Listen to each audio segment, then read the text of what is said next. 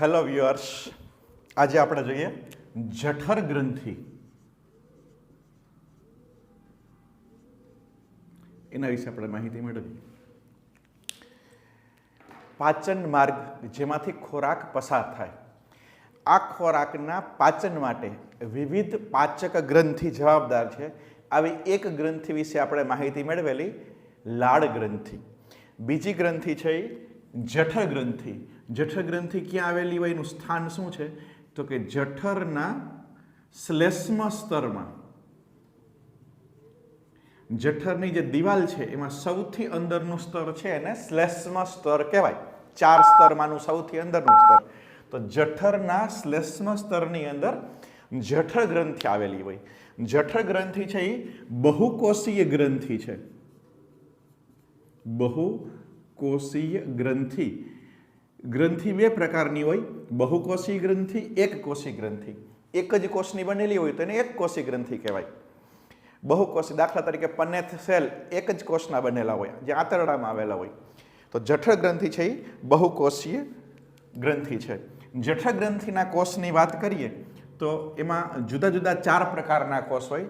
પ્રથમ જે કોષ છે એને કહેવાય મુખ્ય કોષો. જઠર ગ્રંથિના કોષોને કહેવાય મુખ્ય કોષો, અથવા એને કહેવાય ઝાઇમોજન કોષ, ઝાઇમોજન સેલ. જઠર ગ્રંથિની અંદર આવેલા કોષોમાં મુખ્ય કોષો અથવા ઝાઇમોજન કોષો. ઝાઇમોજન શબ્દ, ઝાઇમોજન એટલે પ્રો એન્ઝાઇમ. એન્ઝાઇમ મીન્સ ઉત્સેચક, જે આપણે ભણી ગયા. એવા ઉત્સેચક જે નિષ્ક્રિય સ્વરૂપે હોય અને સક્રિય થયા પછી કાર્ય કરે. એટલે એન્ઝાઇમનું પૂર્વ સ્વરૂપ એટલે પ્રો એન્ઝાઇમ. એન્ઝાઇમનું પૂર્વ સ્વરૂપ કે જેમાંથી સક્રિય સ્વરૂપે એન્ઝાઇમ બને એને ઝાઇમોજન કહેવાય. તો જઠર ગ્રંથિના મુખ્ય કોષો એટલે કે ઝાઇમોજન કોષો, એમાંથી વિવિધ પ્રો એન્ઝાઇમ ઉત્પન્ન થાય. ક્યાં ક્યાં એન્ઝાઇમ ઉત્પન્ન થાય? તો કે પેપ્સિનોજન. પેપ્સિનોજન પાછળ જન શબ્દ છે એ નિષ્ક્રિયતા સૂચવે છે. પેપ્સિન એ સક્રિય ઉત્સેચક છે, પણ પેપ્સિનોજન એ પ્રો એન્ઝાઇમ છે, જેને ઝાઇમોજન પણ કહેવાય. પેપ્સિનનું પૂર્વ સ્વરૂપ, પૂર્વ એન્ઝાઇમ એટલે પેપ્સિનોજન, જે પ્રોટીનનું પાચન કરે, એટલે પ્રોટીએઝ પ્રકારનો ઉત્સેચક છે.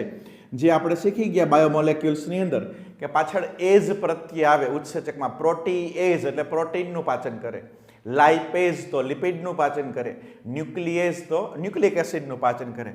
તો પેપ્સિનોજન પાછળ જન શબ્દ છે એ નિષ્ક્રિયતા સૂચવે.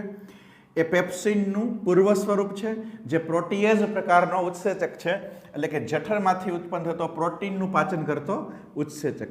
બીજો ઉત્સેચક છે એ પ્રોરેનિન. આગળ પ્રો શબ્દ છે એ પણ શું સૂચવે છે? નિષ્ક્રિયતા સૂચવે છે, એટલે કે પ્રો એન્ઝાઇમ છે. આ પ્રોરેનિન છે માત્ર ને માત્ર બાળકોમાં જ જોવા મળે, પુખ્ત અવસ્થાએ એનો સ્ત્રાવ થતો નથી. એ પણ દૂધમાં રહેલા પ્રોટીનનું પાચન કરે, એટલે પ્રોટીએઝ પ્રકારનો ઉત્સેચક કહી શકાય. દૂધમાં રહેલા પ્રોટીનનું પાચન કરે. તો પેપ્સિનોજન, પ્રોરેનિન. એમાઇલેઝ. એમાઇલેઝ સામાન્ય રીતે એમાઇલેઝ છે એ ખૂબ જ નીચો પીએચ હોય, એટલે કે એસિડિક માધ્યમમાં નિષ્ક્રિય હોય. એટલે અહીંયા એનું કંઈ ખાસ કાર્ય રહેતું નથી, કારણ કે જઠરની અંદર આપણે આગળ જોશું કે HCl નો સ્ત્રાવ થાય અને માધ્યમને કેવું બનાવશે? એસિડિક બનાવશે. એટલે એમાઇલેઝ છે એને કાર્યને આપણે અવગણી શકીએ. શું કામ અવગણી શકાય? તો કે જઠરની અંદર જ્યારે પાચન થશે ત્યારે માધ્યમ એસિડિક હોય, અને એસિડિક માધ્યમમાં એમાઇલેઝ છે એ બહુ કાર્ય કરી શકતો નથી. ત્યાર પછીનો ઉત્સેચક આવે લાઇપેઝ. જઠરીય લાઇપેઝ જેને કહેવાય, જઠરમાંથી ઉત્પન્ન થતો લાઇપેઝ. લાઇપેઝ પણ અહીંયા કાર્ય ન કરે, કારણ કે લાઇપેઝ છે એ તૈલોદીકૃત ચરબીનું પાચન કરે. તૈલોદીકૃત, અગાઉ આપણે વાત થઈ છે કે ચરબીના મોટા ઘટકો હોય એને આવા નાના નાના ઘટકોમાં રૂપાંતરિત કરવું, આના તૈલોદીકરણ કહેવાય. આ ક્રિયા પક્વાશયમાં થાય, જઠરમાં ન થાય. જઠર પછી પક્વાશયમાં થાય.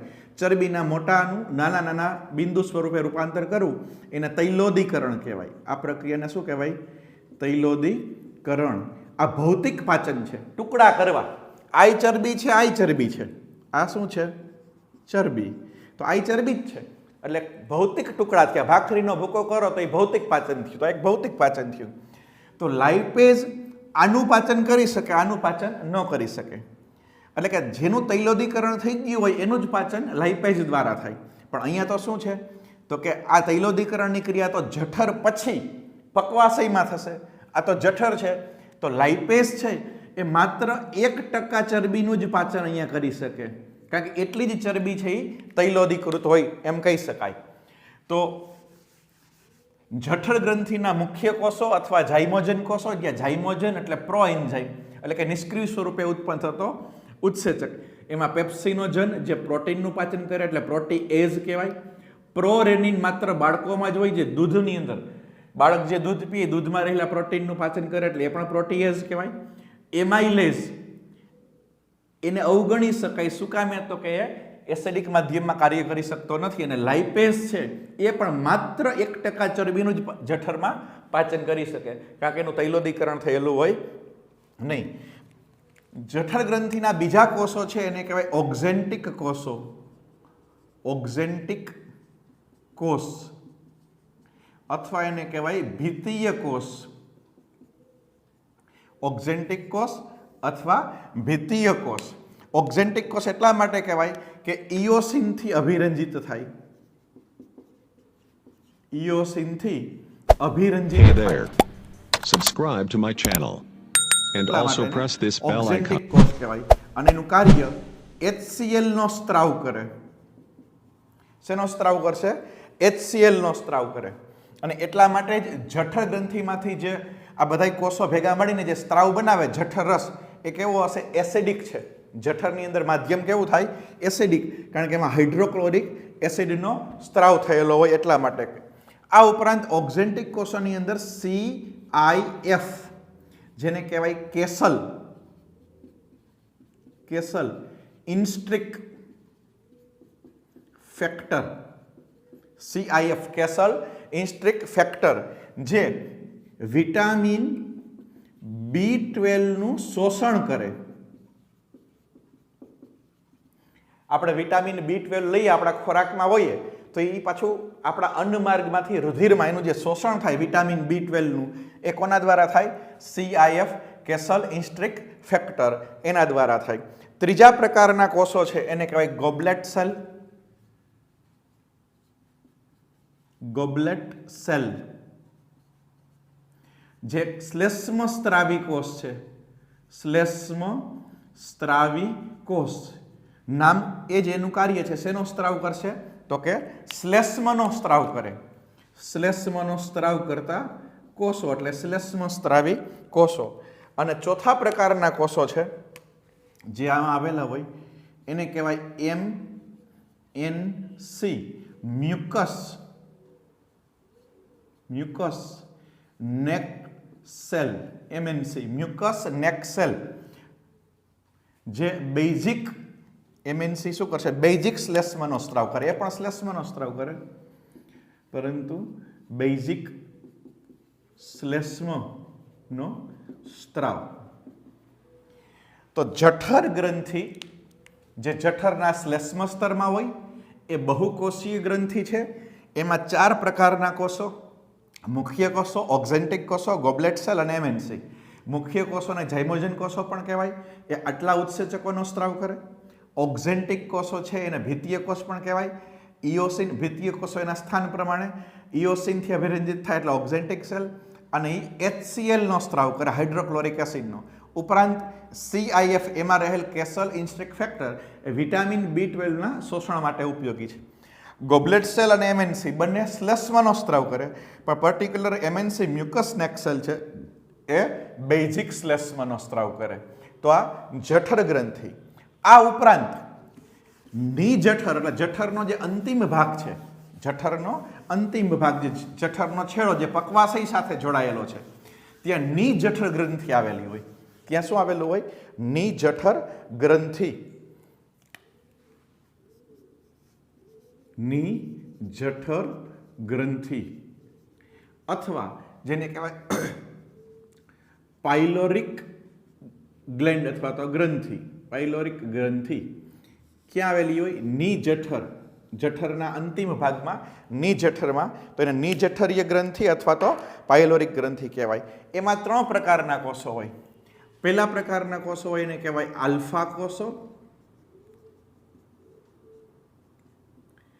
બીજા પ્રકારના જે કોષો જે છે એને કહેવાય ડેલ્ટા કોષો. અહીંયા આવશે ડેલ્ટા કોષો, ડેલ્ટા કોષ. બીજા પ્રકારના કોષો છે એને કહેવાય ઈસી સેલ, ઈસી સેલ અથવા એન્ટરોક્રોમેટિન સેલ, એન્ટરોક્રોમેટિન સેલ. બીજા પ્રકારના કોષો. અને ત્રીજા પ્રકારના કોષો છે એને કહેવાય જી સેલ, જી કોષો એટલે કે G cell. Delta cell, EC cell, G cell. આ ની જઠર ગ્રંથિની અંદર આવેલા કોષોની આપણે વાત કરીએ. ડેલ્ટા કોષો છે એ સોમેટોસ્ટેટિનનો સ્ત્રાવ કરે, સોમેટોસ્ટેટિન એનો સ્ત્રાવ કરશે.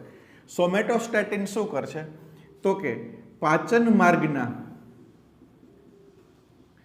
અંતઃસ્ત્રાવો અને HCl જે ઓક્ઝેન્ટિક કોષોમાંથી HCl નો સ્ત્રાવ થાય એને અવરોધે, HCl નો સ્ત્રાવને અવરોધે, જરૂર ના હોય ત્યારે એનો સ્ત્રાવ છે એ અવરોધે એટલે કે બંધ કરાવે. ડેલ્ટા કોષોમાંથી ઉત્પન્ન થતું સોમેટોસ્ટેટિન પાચન માર્ગના અંતઃસ્ત્રાવો અને HCl ના સ્ત્રાવને અવરોધે છે. બીજા પ્રકારના છે એન્ટરોક્રોમેટિન સેલ, એ સેરેટોનિન અને હિસ્ટામાઇનનો સ્ત્રાવ કરે. હિસ્ટામાઇન આ બેનો સ્ત્રાવ કરે, સેરેટોનિન અને હિસ્ટામાઇન. સેરેટોનિન જે છે એ વાહીઓનું સંકોચન કરે, વિવિધ વાહિની, રુધિર વાહિની હોય તો એનું સંકોચન પ્રેરે. જ્યારે હિસ્ટામાઇન છે વાહિનીનું સિથિલિન પ્રેરે. બેયનું કાર્ય ઉલટું, સિથિલિન પ્રેરે. એક છે એ વાહિનીનું સંકોચન પ્રેરે અને બીજું છે એ વાહિનીનું વિસ્તરણ અથવા તો સિથિલિન પ્રેરે. ત્રીજા પ્રકારના જે સેલ છે એ જી સેલ છે, એ ગેસ્ટ્રિન નામનો અંતઃસ્ત્રાવ ઉત્પન્ન કરે. ગેસ્ટ્રિન અંતઃસ્ત્રાવ છે. જે લોકોએ અંતઃસ્ત્રાવ વાળું ચેપ્ટર સંપૂર્ણ રીતે ભણી લીધું હોય, આપણી ચેનલ ઉપર આપેલું જ છે અંતઃસ્ત્રાવ એટલે કે હોર્મોન્સ. એમાં આપણે પિચ્યુટરી ગ્રંથિ, પિનિયલ ગ્રંથિ, થાઇરોઇડ ગ્રંથિ, સ્વાદુપિન ગ્રંથિ, એડ્રિનલ ગ્રંથિ, શુક્રપિન ગ્રંથિ, અંડપિન ગ્રંથિ, આ બધા જ ગ્રંથિમાંથી ઉત્પન્ન થતા અંતઃસ્ત્રાવોની માહિતી આપેલી છે. એ વખતે આપણે કીધું કે પાચન માર્ગમાંથી પણ અંતઃસ્ત્રાવો મુક્ત થાય, જે આપણે પાચન તંત્રમાં એની માહિતી મેળવશું. તો ગેસ્ટ્રિન એ અંતઃસ્ત્રાવ છે. ગેસ્ટ્રિન શું છે? અંતઃસ્ત્રાવ છે, જે પાચન માર્ગમાંથી એટલે કે ની જઠરમાંથી ઉત્પન્ન થાય. શેમાંથી ઉત્પન્ન થાય? ની જઠરમાંથી. અને ગેસ્ટ્રિનનું કાર્ય તો કે જઠર ગ્રંથિને ઉત્તેજી અને એમાંથી જઠર રસનો સ્ત્રાવ પ્રેરે. જઠર રસનો સ્ત્રાવ પ્રેરે. શું કરે? ગેસ્ટ્રિન નામનો અંતઃસ્ત્રાવ જઠર ગ્રંથિને ઉત્તેજે. જઠર ગ્રંથિને ઉત્તેજે એટલે જઠર ગ્રંથિ શેનો સ્ત્રાવ પ્રેરે? જઠર રસ એનો સ્ત્રાવ પ્રેરે. જઠર રસ એટલે શું? તો કે જઠર ગ્રંથિના જે 4 કોષોની આપણે માહિતી મેળવી હતી. કયા 4 કોષો? તો કે મુખ્ય કોષો, ઓક્ઝેન્ટિક કોષો, ગોબલેટ સેલ અને એમએનસી. આ 4 કોષોનો જે સંયુક્ત સ્ત્રાવ છે એને જઠર રસ તરીકે ઓળખવામાં આવે. તો પાયલોરિક ગ્રંથિ અથવા નિજઠરી ગ્રંથિની વાત કરીએ તો ડેલ્ટા કોષો, એન્ટરોક્રોમેટિન સેલ અને જી સેલ. ડેલ્ટા કોષો સોમેટોસ્ટેટિન, ઈસી સેલ એન્ટરોક્રોમેટિન સેલ સેરોટોનિન અને હિસ્ટામાઇન, અને જી સેલ છે ગેસ્ટ્રિન નામનો અંતઃસ્ત્રાવ એ પ્રેરે. આપણે વાત કરી કે ગેસ્ટ્રિન છે એ અંતઃસ્ત્રાવ છે એ જઠર ગ્રંથિમાંથી જઠર રસનો સ્ત્રાવ પ્રેરે. તો જઠર રસમાં હોય શું? જઠર રસનું બંધારણ આપણે જોઈએ કે જઠર રસમાં શું હોય. જઠર રસની વાત કરીએ તો જઠર રસના બંધારણમાં આવેલું શું હોય? કઈ કઈ વસ્તુ એવી છે કે જે જઠર રસમાં આપણે જોવા મળે? તો જઠર રસના બંધારણની આપણે વાત કરીએ તો જઠર રસની અંદર 99.45% પાણી આવેલું હોય અને 0.55% છે એ ઘન દ્રવ્ય આવેલા હોય. 99.45% પાણી અને 0.55% શું છે? ઘન દ્રવ્ય. ઉપરાંત શું આવેલું હોય? તો કે HCl 0.2 થી 0.3% ની અંદર HCl છે જે એસિડિક છે અને એનો pH લગભગ 1.5 થી 2.5 જેટલો pH માપક્રમ કેમિસ્ટ્રીમાં ભણી ગયા હોય pH 7 થી નીચે હોય તો એસિડિક કહેવાય, 7 થી ઉપર હોય તો બેઝિક કહેવાય. તો જેનો pH 1.5 થી 2.5 હોય એવો હાઇડ્રોક્લોરિક એસિડ આવેલું હોય જઠર રસની અંદર. આ સિવાય તો કે શ્લેષ્મા આવેલું હોય, શ્લેષ્મા પેપ્સિનોજન આવેલું હોય, પેપ્સિનોજન જઠર રસની અંદર આવેલું હોય, પ્રોરેનિન આવેલું હોય, પ્રોરેનિન, એમાઇલેઝ આવેલું હોય, એમાઇલેઝ, અને જઠરીય લાઇપેઝ હોય, જઠરીય લાઇપેઝ. આટલા ઉત્સેચકો આવેલા હોય એમ કહી શકાય. તો આ જે સંપૂર્ણ જે છે આ જઠર રસનું બંધારણ. જઠર રસ કેમાંથી ઉત્પન્ન થાય? જઠર ગ્રંથિમાંથી. ક્યારે ઉત્પન્ન થાય? તો કે ની જઠર એમાં આવેલા જી સેલ એનો ગેસ્ટ્રિન નામનો અંતઃસ્ત્રાવ જઠર ગ્રંથિને ઉત્તેજે. ગેસ્ટ્રિન નામનો અંતઃસ્ત્રાવ જઠર ગ્રંથિને ઉત્તેજે એટલે જઠર ગ્રંથિમાંથી જઠર રસનો સ્ત્રાવ થાય. જઠર રસનો સ્ત્રાવ એટલે શું? તો કે એમાં 99 થી 45% પાણી, 0.55% ઘનદ્રવ્ય, 0.2 થી 0.3% HCl, શ્લેષ્મ, પેપ્સિનોજન, પ્રોરેનિન, એમાઇલેઝ અને જઠરીય લાઇપેઝ. આપને એ પણ ખબર છે HCl ની ઉત્પત્તિ કેમાંથી થાય? ઓક્ઝેન્ટિક કોષોમાંથી. શ્લેષ્મની ઉત્પત્તિ કેમાંથી થાય? ગોબલેટ સેલ અને MNC મ્યુકસ નેક સેલ. જ્યારે પેપ્સિનોજન, પ્રોરેનિન, એમાઇલેઝ અને જઠરીય લાઇપેઝ આની ઉત્પત્તિ શેમાંથી થાય? મુખ્ય કોષો અથવા તો ઝાઇમોજન કોષોમાંથી ઉત્પન્ન થાય. એમાં પ્રોરેનિન છે એ માત્ર શેમાં હોય? બાળકોમાં જ જોવા મળે. તો આમ જઠર ગ્રંથિ એમાંથી ઉત્પન્ન થતા જઠર રસ વિશે આપણે માહિતી આપી. Thank you very much.